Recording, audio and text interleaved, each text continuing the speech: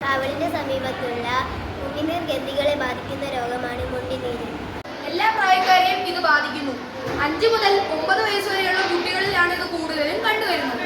രോഗകാരി പരൻസോ വൈറസാണ്. എന്നും അറിയപ്പെടുന്നു. കവിളിലെ വീക്കം, ചെവിവേദന, തലവേദന, പനി, ക്ഷീണം, വിശപ്പില്ലായ്മ എന്നിവയൊക്കെയാണ് മുണ്ടിനീരിൻ്റെ പ്രധാനപ്പെട്ട ലക്ഷണങ്ങൾ.